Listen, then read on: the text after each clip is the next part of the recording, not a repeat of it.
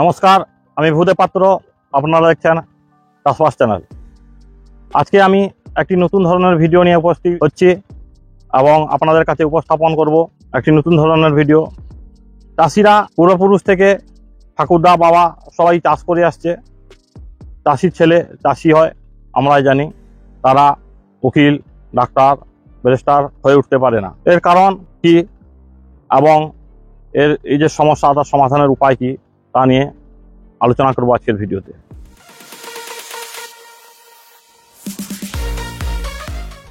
আমরা বাস করি এই সুবর্ণরেখা নদীর উপকূলবর্তী এরিয়ায়। এখানকার মাটি খুবই উর্বর, যার জন্য চাষের পক্ষে খুব উপযোগী। এর জন্য আমরা চাষ করি। তাছাড়া অন্য অনেক কারণ আছে যার জন্য আমরা চাষ করতে বাধ্য হই, সেগুলো একে একে বলবো। চাষিরা মাথার ঘাম পায়ে ফেলে বিভিন্ন বিপদের সম্মুখীন হয়েও চাষ করে চলেছে সবার মুখে অন্ন পৌঁছে দেওয়ার জন্য। কিন্তু এই চাষিদের কথা কি কেউ ভাবে? আমার তো মনে হয় কেউ ভাবে না। একবার প্রাক্তন প্রধানমন্ত্রী লাল বাহাদুর শাস্ত্রীজি চাষিদের জন্য স্লোগান দিয়েছিলেন, জয় জওয়ান এবং জয় কিষাণ বলে। তারপরে দেখছি কোনো সরকারি চাষিদের ভালো চায় না, বা চাইলেও সেটা বাস্তবিক রূপরেখা দিতে পারে না। এর জন্য চাষিরা বিভিন্নভাবে ক্ষতিগ্রস্ত হচ্ছে। তার মূল কারণ হচ্ছে যোগাযোগের অবস্থা। আমরা বিভিন্ন সময় মৃত্যুকে হাতে নিয়ে চাষ করতে যাই এবং চাষ করতে গিয়ে অনেক চাষির মৃত্যু হয়, তবু আমরা চাষ ছাড়ি না। কিন্তু চাষির পরিবারের আর্থিক, সামাজিক যাই বলুন না কেন, কোনো উন্নতি হয় না। এই চাষির ছেলেই চাষি থেকে যায়। এমন নয় যে চাষির হলে ছেলের কোনো ট্যালেন্ট নেই। এই সুবর্ণরেখা তীরবর্তী এরিয়ায় বিভিন্ন ধরনের মানুষ আছেন। এই বিভিন্ন ধরনের মানুষের খেলাধুলা, শিক্ষা দীক্ষা, অনেকেরই অনেক ট্যালেন্ট আছে, কিন্তু সেগুলো একসময় হারিয়ে যায় প্ল্যাটফর্ম না পেয়ে। কারণ যে কোনো জিনিসের যোগ্যতা অর্জনের জন্য একটা প্ল্যাটফর্মের দরকার হয়। সেই প্ল্যাটফর্ম আমাদের চাষিদের ঘরের ছেলেরা পায় না। তার কারণ হচ্ছে যোগাযোগের অভাব। আমরা স্বাধীনতা লাভের ৭৬ বছর পরও রেলপথ পাইনি, যার জন্য এখানকার মানুষ সেরকম কোনো আর্থিক, সামাজিক উন্নতি হয়নি। আমরা চাষ করছি খরচ করে, মেহনত করে, কিন্তু বিক্রি করার সময় সেগুলো জলের থেকেও আরও কম দামে বিক্রি করতে হচ্ছে, যার ফলে চাষিরা চাষ থেকে মুখ ফিরিয়ে নিচ্ছে। অনেকের অনেক বেশি ক্ষতি হয়। যারা আলু চাষ করে, তরমুজ চাষ করে লাখ লাখ টাকা ঋণ নিয়ে, সেই সময় কি হয়, ফসল ওঠার সময় সেগুলো সঠিক দাম না পাওয়ায় তারা সেই ঋণ মেটাতে পারে না, যার জন্য ঋণের বোঝা সইতে না পেরে অনেকেই মৃত্যুর মুখে ঢলে পড়ে, অর্থাৎ তারা সুইসাইড করতে বাধ্য হয়। এই দেখছেন লঙ্কা চাষ হয়েছে সবারই। এখন লঙ্কা আমাদের এখানে খুচরো বিক্রি 20 টাকা কেজি দরে। যারা বিঘা বিঘা লঙ্কা চাষ করেছে, 1 কেজি লঙ্কা তুলতে মজুর যদি করা হয় 5 টাকা কেজি দরে তারা তুলে। যার ফলে কি হয়, সেই লঙ্কা একজন সর্বোচ্চ 15 থেকে 20 কেজি লঙ্কা সারাদিন তুলতে পারবে। একটা মজুর যদি নিজের ঘরে তোলা যায়, তাহলে 200 টাকায় ধরুন আপনি 20 কেজি লঙ্কা তুললেন, একটা মজুরের দাম। সেগুলো 20 কেজি লঙ্কা নিয়ে বাজারে গেলে, এখান থেকে আমাদের বাজার 10 কিলোমিটার, সেখানে গিয়ে ফিরে আসা একটা মজুরের দাম 200 টাকা, 400 টাকা আপনার মজুর পড়ে গেল। এই সময় এটা হচ্ছে খারিফ ফসল, অর্থাৎ গ্রীষ্মকালীন ফসল। প্রতি সপ্তাহে জল দিতে হয় 2 বার করে। আপনার 3 কাঠা থেকে 4 কাঠা জায়গায় 1 ঘন্টা জল লাগবে, যার দাম হচ্ছে 150 থেকে 180 টাকা। প্রত্যেক সপ্তাহে একবার ওষুধ দিতে হয়, 1 ট্যাঙ্কি ওষুধের দাম হচ্ছে 100 থেকে 150 টাকা। সমস্ত খরচ ধরলে লাভের পরিমাণে শূন্য হয়ে মাইনাসের দিকে চলে যায়, যার ফলে চাষি ছেলে বাধ্য হয় চাষ করতে। চাষি তার ছেলেকে উচ্চশিক্ষায় শিক্ষিত করতে কিংবা খেলাধুলায় অংশগ্রহণ করার মতো আর্থিক সাহায্য করতে পারে না, যার ফলেই চাষির ছেলে সেই চাষি থেকে যায়। এইখানে দেখছেন কুঁদরি চাষ করা হয়েছে। কুঁদরি চাষের জন্য এই যে একটা বাঁশের খুঁটি, এই খুঁটিটার দাম মিনিমাম 20 থেকে 30 টাকা। তাহলে কতগুলি খুঁটি লেগেছে সেই খুঁটির হিসাব করলে আপনার কুঁদরি চাষ আমরা লোকাল মার্কেটে বিক্রি করলে 1 কেজি কুঁদরির দাম 10 থেকে 15 টাকা পাই। আবার এমন সময় সে 2 টাকা কেজি, কিংবা বস্তা হিসাবে 1 বস্তা 30 টাকায় বা 40 টাকায় দিয়ে আসতে হয়। তখন এত সস্তা হয় যে মোটামুটি ওজন করতেও হয় না, মোটামুটি বস্তা গোলাম দিয়ে দিতে হয়। তখন চাষিরা কী করে হতাশগ্রস্ত হয়ে যায় এবং চাষ ছেড়ে দেওয়ার দিকে ঝুঁকি নেয়। পটল চাষ করছি, পটলের খরচ প্রচুর। মোটামুটি বাইরে থেকে 1 কেজি চারা আনতে আপনার 400 টাকা লাগছে, এবং বাঁশের খুঁটি আছে, নেট আছে। কিন্তু আমাদের লোকাল মার্কেটে কি হয়, এমন সময় হয়ে যায় 7 টাকা, 8 টাকা, 10 টাকা কেজি পটল বিক্রি হয়। কিংবা তরমুজ চাষ করেছি, তরমুজের দাম এই সময় এমন হয়ে গেছে, ভালো তরমুজ 8 টাকা 9 টাকা কেজি দরে বিক্রি হচ্ছে, কিন্তু সেরকম তরমুজ মাঠেই থেকে যাচ্ছে, বিক্রি হচ্ছে না। কিন্তু 1 কেজি তরমুজ মোটামুটি কলকাতায় আমি দেখলাম 40 টাকা 50 টাকা কেজি দরে বিক্রি হচ্ছে। তাহলে আমাদের যদি রেলপথ থাকতো, আমরা রেলপথের মাধ্যমে আমাদের আনাজ বলুন, ফল বলুন, যা কিছুই যদি পাঠিয়ে দিতে পারতাম, তাহলে চাষির মোটামুটি একটা লাভের পরিমাণ থাকতো, মানুষ চাষ করতে আগ্রহ হতো। সেই আর্থিক উন্নতির ফলে চাষি তার ছেলেকে উচ্চশিক্ষায় শিক্ষিত করতে পারত। কিংবা এখন IPL-এর রমরমা বাজার, আমরা শুনেছি ফুচকা দোকানির ছেলেটা ব্যাট করছে, কিংবা যার বাবা গ্যাস ডেলিভারি করেন তার ছেলেটা ভালো খেলছে, কোটি কোটি টাকা ইনকাম করছে। কিন্তু আমাদের সেই উপায় নেই। আমাদের এখানে কোনো খেলাধুলার একাডেমি নেই, কোনো স্কুল নেই, যার জন্য আমরা পিছিয়ে পড়ছি। এমন নয় যে সুবর্ণরেখা নদীর তীরবর্তী ছেলেমেয়েরা খেলাধুলায় পারদর্শী নয়। স্কুল জীবনে অনেক ছেলেমেয়ে খেলাধুলায় ভালো রেজাল্ট করে, কিন্তু তারা একাডেমির অভাবে আর নির্দিষ্ট লক্ষ্যে পৌঁছাতে পারে না। এখানে আমাদের সেরকম কোনো সুযোগ সুবিধা নেই। যদি আমাদের কলকাতা যেতে হয়, তাহলে আমাদের এখান থেকে, আমাদের বাড়ি থেকে গোপীর বাস ভাড়া হচ্ছে 30 টাকা, এবং গোপীবল্লভপুর থেকে কলকাতার ভাড়া হচ্ছে 350 টাকা। তাহলে যাতায়াত করতে মোট 350, 700, এদিকে 30-30-60, মোটামুটি 800 টাকা খাওয়া দাওয়া নিয়ে 1000 টাকা পড়ে যাবে। একটা গরিব চাষির পক্ষে সেই খরচ মেটানো সম্ভব নয়, যার ফলেই ছোট্ট ছেলেটা যে একদিন ভালো ক্রিকেট, ফুটবল কিংবা অন্যান্য খেলায় ভালো লং জাম্প, হাই জাম্প বলুন, কিংবা যে কোনো অ্যাথলিটে ভালো রেজাল্ট করেছিল, তার স্বপ্নই থেকে যায়। সেই স্বপ্ন কোনোদিন বাস্তবে পরিণত হতে পারে না। এর প্রধান কারণ হচ্ছে যোগাযোগের অভাব, অর্থাৎ রেলপথের অভাব। আজকে ধরুন এই সময় শশা চাষ করা হয়েছে, কিছুদিন আগে 5 টাকা কেজি দরে শশা হয়ে গেছে।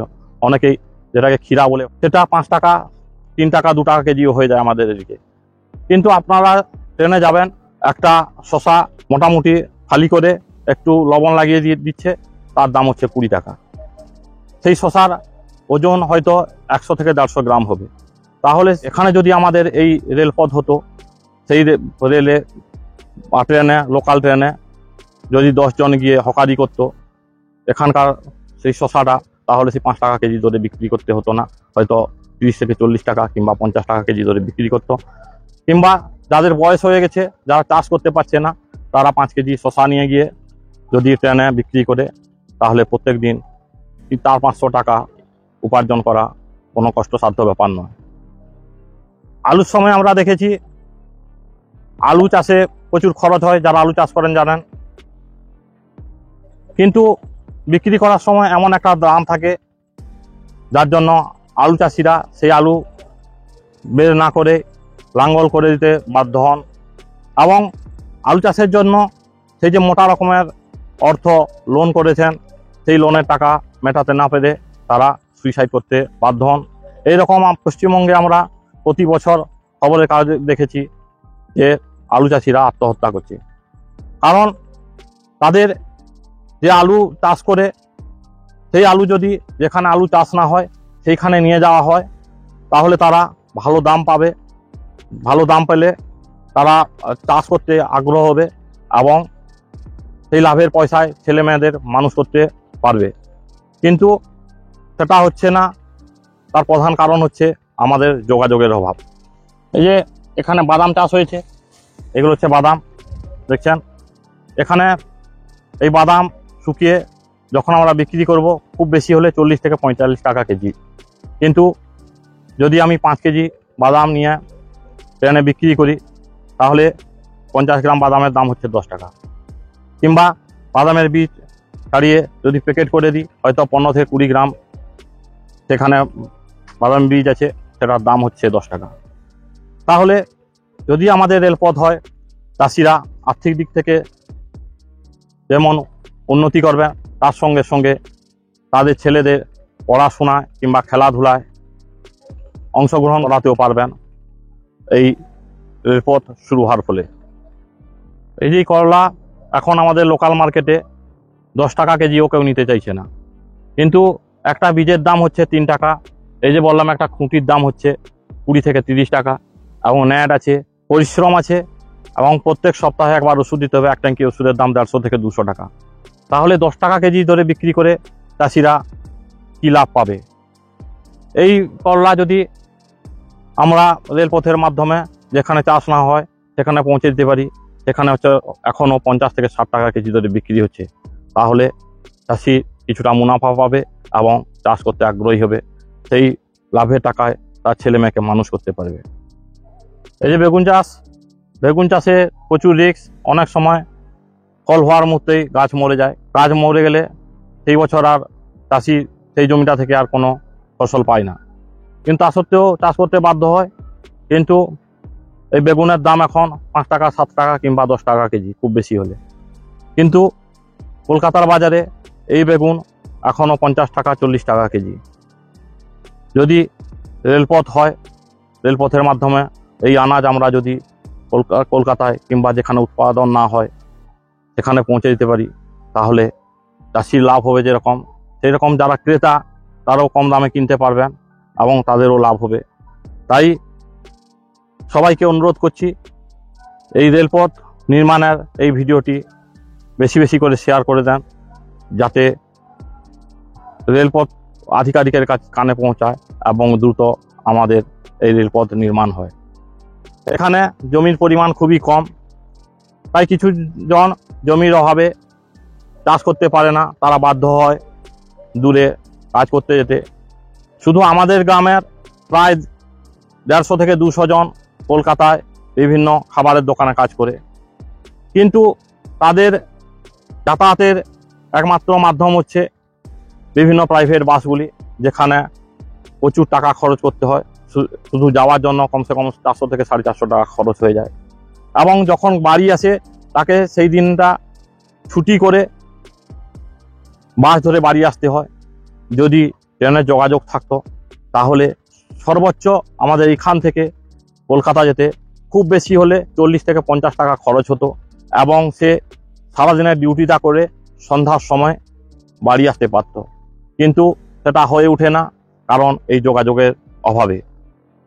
আপনারা জানেন, নদীর উপকূলবর্তী যেসব জায়গা আছে সেগুলোতে এখন সাপের এতই উপদ্রব যে চাষি চাষ করতে যাওয়ার সময় পদে পদে তাদের বিপদ হচ্ছে।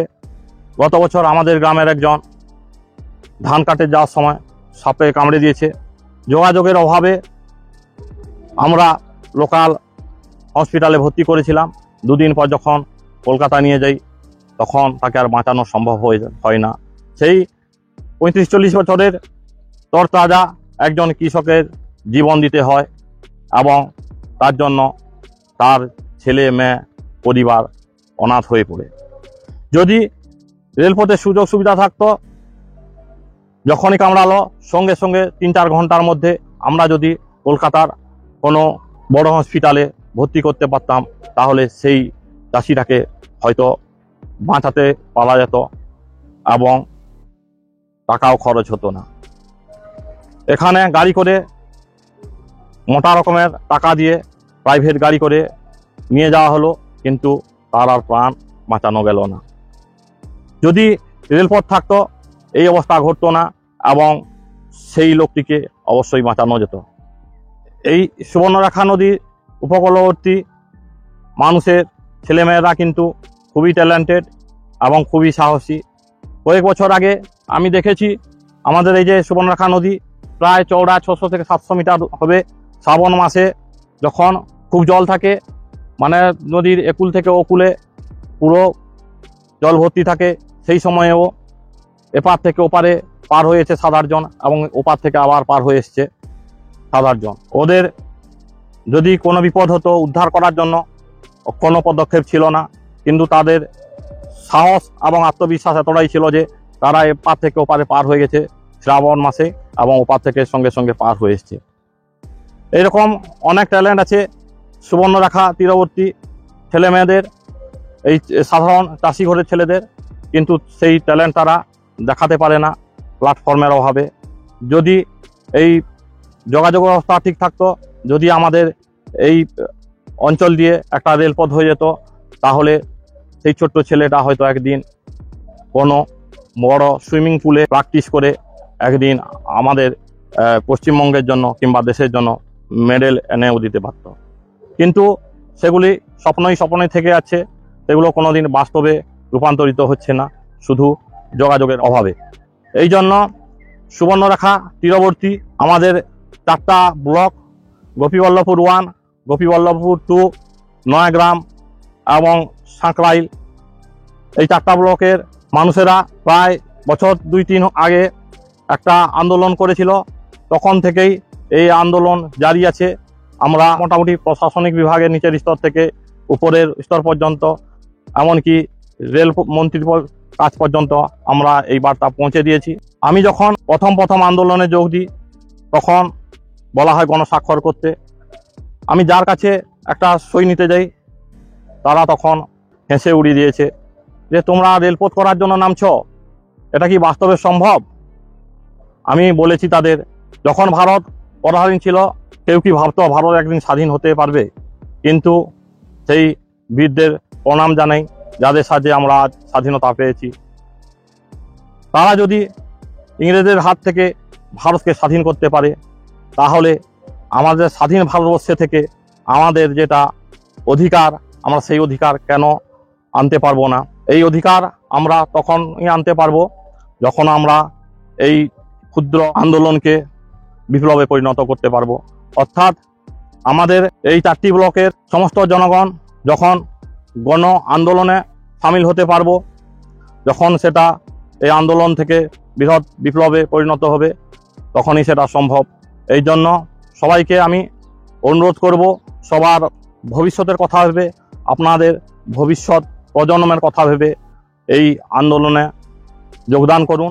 এখন সোশ্যাল মিডিয়া যুগ, আপনারা বিভিন্ন সোশ্যাল মিডিয়ার মাধ্যমেও আমাদের এই আন্দোলনকে শেয়ার করে বিস্তারিত করতে পারেন, যার ফলে চাষিদের আর্থিক উন্নতির সঙ্গে সঙ্গে সামাজিক উন্নতি হবে এবং চাষির ঘরের ছেলেটা আজকে যেটা চাষির ঘরের ছেলে, সেই তার বাবার সঙ্গে ছোটোবেলায় চাষ করতে এসে সে একদিন হয়তো ইঞ্জিনিয়ার, ব্যারিস্টার, উকিল হতে পারে, কিংবা ক্রিকেটে নাম লিখিয়ে ব্যাটে বলে যোগদান করতে পারে, কিংবা ফুটবল খেলে বিদেশে নাম অর্জন করতে পারে, কিংবা অলিম্পিকে বিভিন্ন অ্যাথলিটে যোগদান করে ভারতের জন্য স্বর্ণপদক এনে দিতে পারে।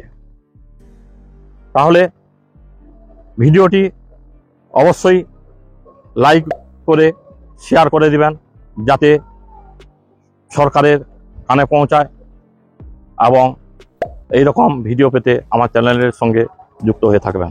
ধন্যবাদ।